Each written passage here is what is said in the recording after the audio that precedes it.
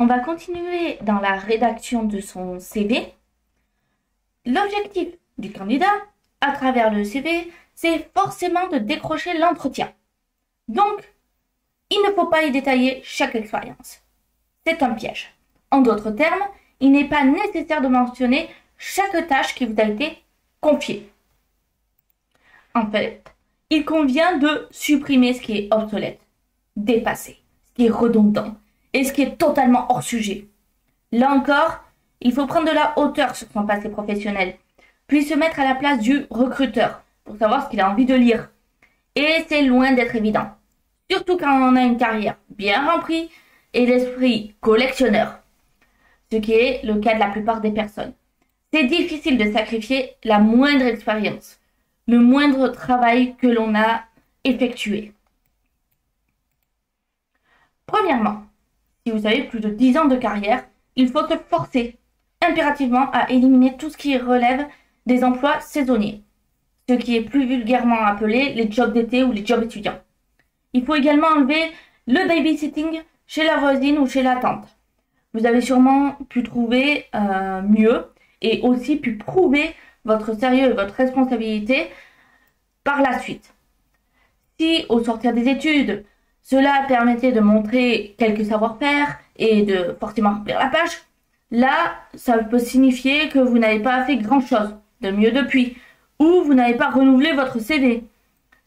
Plus vos expériences sont anciennes, et plus normalement, elles doivent être synthétisées, idéalement, sur une ligne. Deuxièmement, si vous comptez des expériences similaires dans deux entreprises différentes, il est parfaitement inutile de les détailler de la même façon. Il faut déjà opérer un choix pour ne retenir que les tâches essentielles et valorisantes qui ont été effectuées indifféremment dans l'une et dans l'autre, celles qui ont un lien direct avec le futur emploi, et ne les mentionner que pour l'expérience la plus récente, sur 3 ou 4 lignes maximum. Vous pouvez en parler plus amplement au moment de l'entretien.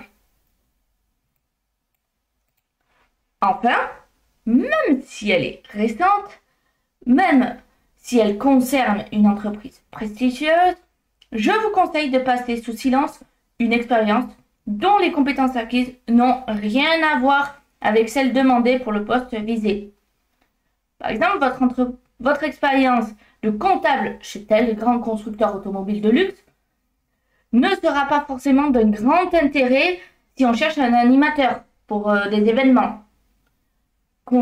A contrario, en fait, elle pourrait même desservir.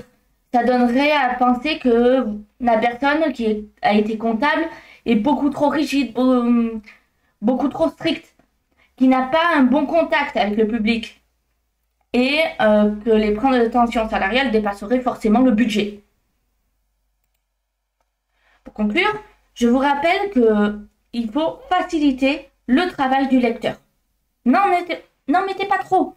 Plus vous avez d'expérience à rendre compte, plus il faut être synthétique, concis et sélectif. Pour cela, il faut savoir éliminer ce qui est obsolète, ce qui est redondant et ce qui est hors sujet. N'hésitez pas, si vous pouvez, à rajouter le lien de votre profil LinkedIn, mais également à renvoyer par mail votre profil LinkedIn au moment où vous enverrez votre CV. Car sur LinkedIn, vous pourrez mettre beaucoup plus d'expérience et beaucoup plus les détailler.